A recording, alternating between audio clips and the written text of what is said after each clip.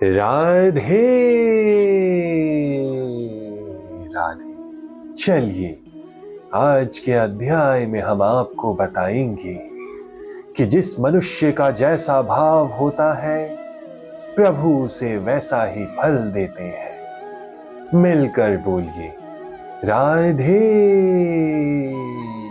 राधे। जिन भाव से सारे लोग मेरी शरण ग्रहण करते हैं, उसी के अनुरूप मैं उन्हें फल देता हूँ।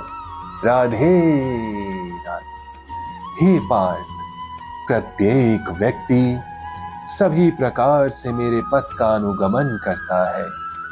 प्रत्येक व्यक्ति कृष्ण को उनके विभिन्न स्वरूपों में खोज रहा है।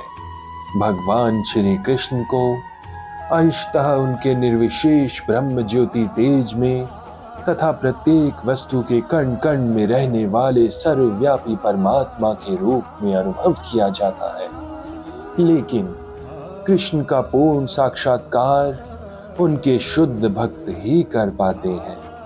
फलतः कृष्ण प्रत्येक व्यक्ति की अनुभूति के विषय है और इस तरह कोई भी और सभी अपनी अपनी इच्छा के अनुसार तुष्ट होते हैं। दिव्य जगत में भी कृष्ण अपने शुद्ध भक्तों के साथ दिव्य भाव से विनिमय करते हैं। जिस तरह की उनके भक्त उन्हें चाहता है, कोई एक भक्त कृष्ण को परम स्वामी के रूप में चाह सकता है, दूसरा अपने सखा के रूप में, तीसरा अपने पुत्र के रूप में और चौथा अपने प्रेमी के रूप में।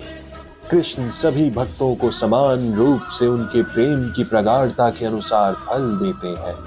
राधे राधे। भौतिक जगत में भी ऐसी ही विनिमय की अनुभूतियां होती हैं और वे विभिन्न प्रकार के भक्तों के अनुसार भगवान द्वारा संभाव से विनिमय की जाती है। शुद्ध भक्त यहाँ पर और दिव्य धाम में भी कृष्ण का सानिध्य प्राप्त करते हैं और भगवान को स्वीकार सेवा कर सकते हैं। इस तरह वे उनकी प्रेमा भक्ति का दिव्य आनंद प्राप्त करते हैं। किंतु जो निर्विशेषवादी हैं और जो जीवात्मा के अस्तित्व को मिटाकर आध्यात्मिक आत्मघात करना चाहते हैं, कृष्ण उनको भी अपने तेज में लीन करके उनकी सहायता करते हैं। ऐसे निर्विशेषवादी सच्चिदानंद भगवान को स्वीकार नहीं करते।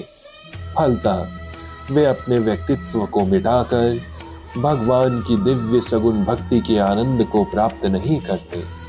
उनमें से कुछ जो निर्विशेष सत्ता में दृढ़ता पूर्वक स्थित नहीं हो पाते, वे अपनी कार्य करने की सुप्त इच्छाओं को प्रदर्शित करने के लिए इस भौतिक क्षेत्र में वापस आते हैं।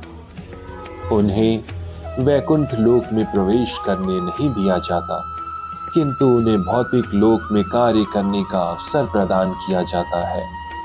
जो सकाम कर्मी हैं, भगवान उन्हें यज्ञेश्वर के रूप में उनके कर्मों का वांछित फल देते हैं। जो योगी हैं और योग शक्ति की खोज में रहते हैं, उन्हें योग शक्ति प्रदान करते हैं। दूसरे शब्दों में, प्रत्येक व्यक्ति की सफलता भगवान की कृपा पर आश्रित रहती है और समस्त प्रकार की आध्यात्मिक विधियां एक ही पथ में सफलता की विभिन्न कोटियां हैं।